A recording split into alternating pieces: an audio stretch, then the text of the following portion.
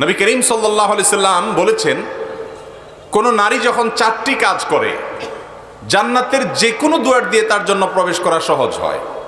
সেই 4টি কাজের প্রথমটা কি?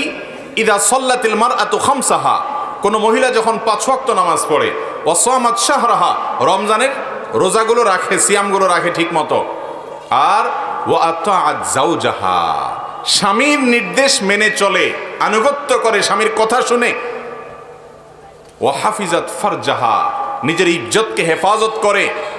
সেক্সুয়াল যত অপরাধ হতে পারে, অবৈধ হারাম সম্পর্ক হতে পারে, সেটা অনলাইনে হতে পারে, অফলাইনে হতে পারে, সবগুলো থেকে নিজেকে বাঁচিয়ে রাখে। এই নারীর জন্য মাত্র 4টি কাজের বিনিময়ে আল্লাহ রাব্বুল আলামিন জান্নাতে যে কোনো দুয়ার দিয়ে প্রবেশ করার সুযোগ রেখেছেন। মহিলাদের জন্য জান্নাতে যাওয়া ভাই এত সহজ আল্লাহ তাআলা করে দিয়েছেন যে হারাম হালাল বাজ বিচার উপার্জনের মধ্যে এই ঝামেলার কাজটা, এই কঠিন কাজটা করতে হয় পুরুষকে, মহিলার এটা পোহাতে হয় না। আর বাহিরে উপার্জন করতে গিয়ে কারোর সাথে ঝগড়া, কারোর সাথে মারামারি, কারোর সাথে গন্ডগোল, অনেক গুনাহে লিপ্ত হওয়ার আশঙ্কা থাকে পুরুষের। মহিলা সেটা থাকে না, তিনি বাসায় থাকেন। তিনি এই মৌলিক 4টা কাজ যদি করতে পারেন, জান্নাতে যাওয়া তার জন্য সহজ। এত সহজ করার পরেও নারীদের একটা বড় অংশকে নবী করিম সাল্লাল্লাহু আলাইহি সাল্লাম মেরাজে জান্নাত জাহান্নামে দেখেছেন।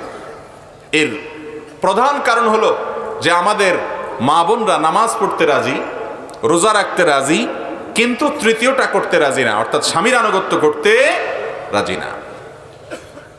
নারীবাদের নামে মুখরোচক স্লোগান আমাদের মা বোনদেরকে প্রতারিত করে রেখেছে। শয়তান তাদেরকে এর মাধ্যমে ধোকায় ফেলে দিয়েছেন, প্রবঞ্চনার শিকার তারা হয়েছেন। তাদেরকে শয়তান উস্কে দেয়, সমাজের শয়তানের দোসররা উস্কে দেয়, বলে কেন মানতে হবে স্বামীর নির্দেশ।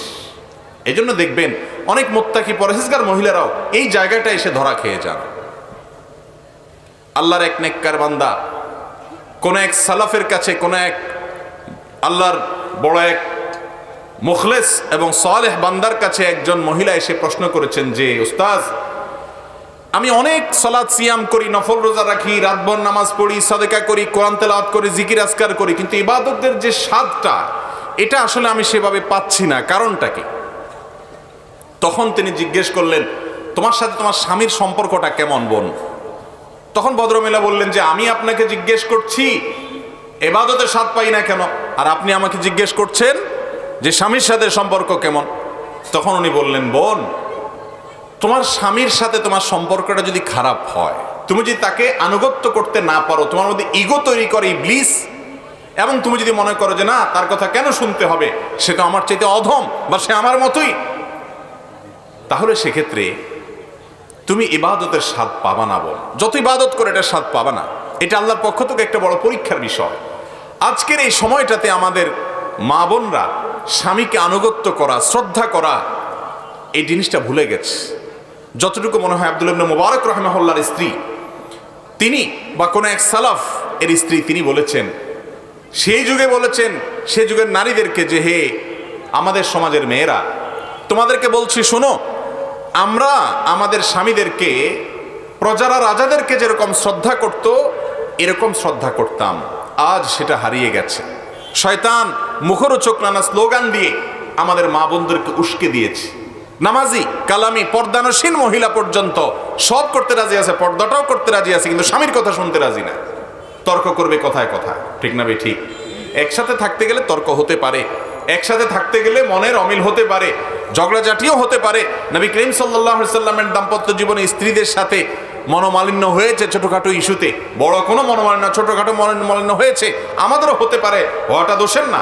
কিন্তু চূড়ান্তভাবে একজন জান্নাত প্রত্যাশী নারী, আল্লাহর একজন প্রিয় বান্দি, তিনি চেষ্টা করবেন যে আমার স্বামীর যত যৌক্তিক নির্দেশ আছে সেগুলো আমি মানার চেষ্টা করব, এবং তাকে আমি আমার অভিভাবক হিসাবে শ্রদ্ধা করব, আনুগত্য করব, এবং একজন মানুষের নির্দেশটা আমাকে মানতে হবে।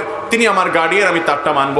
তিনি হোক আমার চাইতে শিক্ষার দিক থেকে পিছিয়ে, হোক বুদ্ধির দিক থেকে পিছিয়ে, হোক অনেক দিক থেকে পিছিয়ে, কিন্তু তিনি আমার স্বামী। এই আনুগত্যটা তাকে দিতে হবে আমার জান্নাতে যাওয়ার স্বার্থে। আল্লাহ তাআলা আমাদের মা বোনদের এই আমলটা করার তৌফিক দান করুন।